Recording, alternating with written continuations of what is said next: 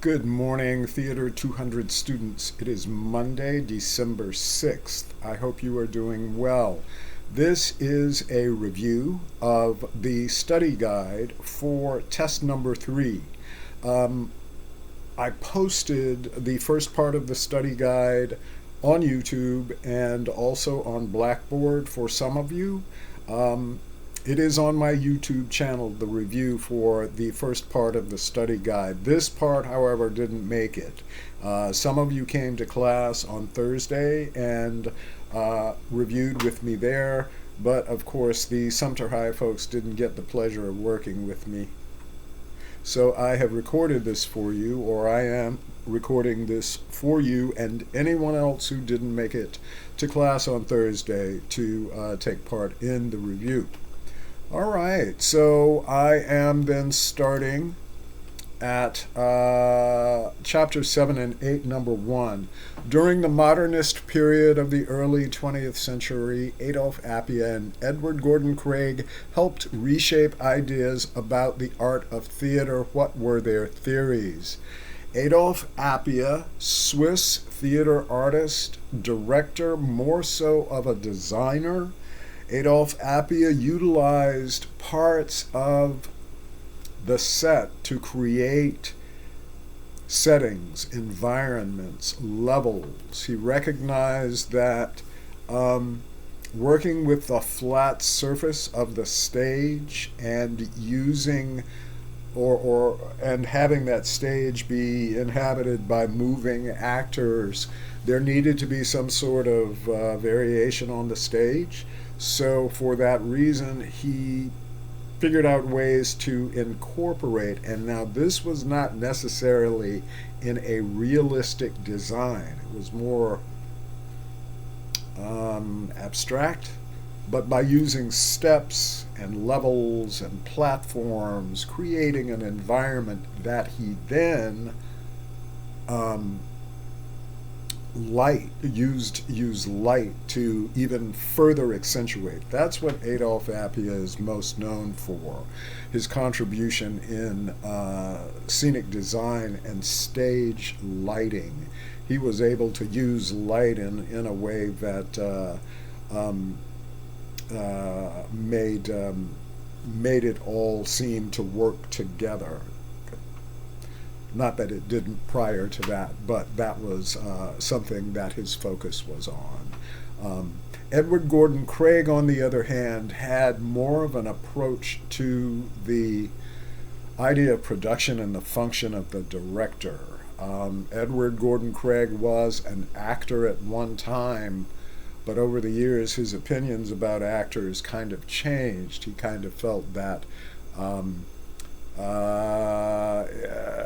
given their freedom to act, they would interpret. And for a theater production to function, it had to be under the control of one person in order to create that master artwork. There had to be one person's view or one person's direction.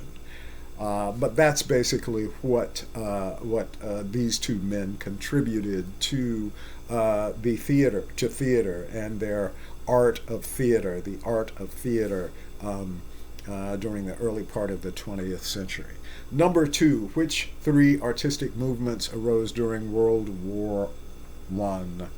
The 3 are Futurism, Dada, and Expressionism. Number 3, who was the leader of the Futurists and which fascist leader did he support? Futurism began in Italy, and the self-proclaimed identified leader of the Futurists was a man by the name of Filippo Marinetti. He followed very closely the fascist leader Mussolini, and when you think about futurism, think of violence. Marinetti felt like violence and art needed to go hand in hand, almost depend on each other to function. when Marinetti died, Futurism died, and not long after that, Mussolini, of course, was killed. Um, so that all came to a very welcome and um, final end there. Number 4, where did Dada artists settle during World War I? Switzerland, because Switzerland is a neutral country. Many of the Dadaists were German, but they found a home in Switzerland. Number 5, who wrote The Hairy Ape? Eugene O'Neill. Now, consider that this and your text refers to it as such. The Hairy Ape is an example of expressionism. So that's an important thing to remember when we are talking about these three movements. Expressionism is one of the three that arose during World War I, and The Hairy Ape by Eugene O'Neill is one of them. Number 6, what was the Federal Theater Project? The Federal Theater Project was a federal organization that was put into place to assist theater artists around the country during the Great Depression. This was a time when everyone was out of work. An effort to put theater artists to work during the Great Depression. Number 7, who was Bertolt Brecht? What is theater of alienation, and how did he alienate his audience? Bertolt Brecht, a German theater artist, writer, director, political in his approach to theater. Theater of alienation had to do with his effort to get the audience to have the dialogue, the message of the story impact them more than the performance, the acting of it. And his effort to alienate his audience, I know that sounds extreme, but what he did was he was determined to never let the audience forget that they are in a theater. So he exposed the stage, the backstage, the inner workings of the production, exposing lighting and set movement, all of that. And he instructed his actors not to act necessarily, but more to present the text. If there was music and there was a band required, he put the band on stage so that the audience could see them and let them know the music originated from there and not in the pit. And he also utilized projections above the screen, words that helped add emphasis to the theme of the play. In this way, it distanced the audience from the production in such a way that